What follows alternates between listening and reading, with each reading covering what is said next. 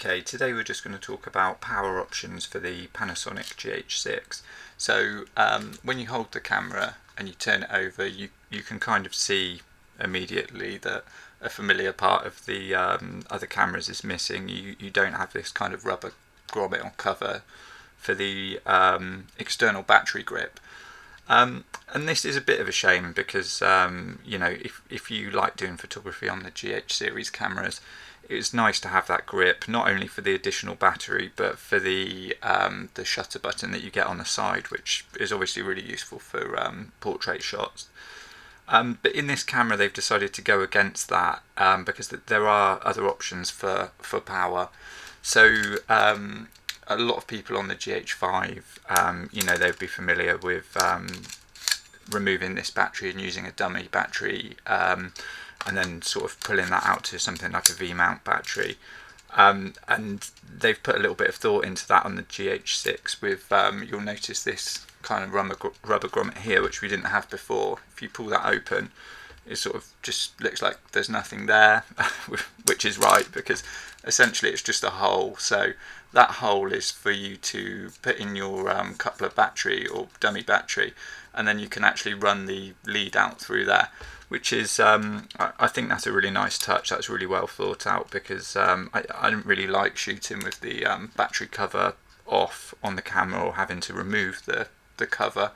So I like that idea that you can have a dummy battery and still have the door shut on it and just have the cable running out quite neatly. So that's quite a nice touch. And the other option for external battery, so Panasonic have said that you can, over the USB-C, which we've now got in the side, you can actually connect power banks to that. So depending on what kind of power bank you've got, you can either just pull in a charge to the camera, or you can actually so run in a charge as it's operating. Or if you've got, they say, a 9-volt 3-amp external battery pack, so like a little battery caddy type thing, you'll actually be able to operate the camera and have it charging at the same time if you've got that high enough spec. But if not, you'll still be able to run some power to it, but obviously it will be drawing whilst it's operating, so you're not going to get an additional charge. It's just going to give it a little bit extra whilst you're sort of working. You're going to be losing less battery. So to sort of show that, I mean, this charger here, this is quite an old USB-C charger, so or well, not USB-C, just a USB charger. So I've got the just the official Panasonic lead running out from there. It probably would be neater with a shorter lead, but just to sort of show. And if I plug that in, it will be charging with the camera off, but obviously we're not getting any messages or anything. But if we switch it on, we should get a very brief message just about USB charging, hopefully. I might have to unplug it and replug it in.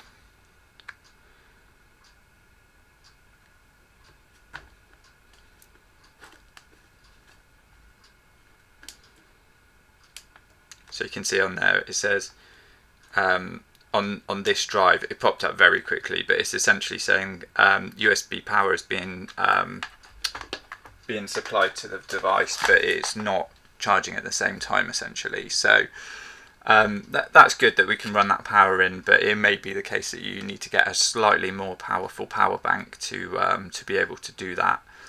But that is quite a nice, useful feature to be able to have that alongside there to you know, just be able to power the camera with a power bank. You know, if you've got a rig or something like that, or you know, even something coming out of the tripod mount or the hot shoe, you could quite easily just attach like a small power bank to it if you wanted that there, just for it to be charging whilst you're working. In a more sort of controlled environment, you've actually got the option as well to use the Panasonic have if you use their dummy battery. So it'll be the same one for the S5. So that's the I think it's the DCC17. If you use that dummy battery and run that out, you can actually plug that straight into their AC10 cable, which is a sort of a wall outlet cable. So if you're in a controlled environment, you know, where people aren't going to be tripping over it, and you've got access to a plug, and you know, it's just easy to sort of get it connected, you could sort of completely forget about having to use battery power, because you'll just be able to plug the camera straight into the wall, which is a really nice feature. I mean, it's worth noting that the DC17, the dummy battery, and that charger, they don't come with the camera. They are additional extras. But you know, if that's something you do, say you're shooting product videos from, you know, your studio, and you've always got access to power in the wall, it's probably worth doing, rather than having to charge batteries all the time unnecessarily. So there are some nice sort of options there. It's just not in the form of the old battery pack, which like I say, it's a little bit of a shame for people using this camera for photography, but for anybody using it for video, you know, those battery mounts never fit into cages or anything like that. So for video, the practicality was never really there. But the one last thing to bear in mind, I've got a link to this in another video, but if you to use dummy batteries or anything that resemble the GH5 batteries, it's possible that you may end up limiting the video options in the camera, because the camera is going to think that the camera is being charged by a GH5 battery and not actually by the newer S5 type battery. So that's just one thing to bear in mind. If you find the camera sort of limiting itself, it may be that you need to get yourself a different dummy battery. Like I say, Panasonic have kind of stated that the DCC17 is the one to be using. So hopefully that helps, and if you've got any questions, sort of leave them in the comments and I'll try to answer them.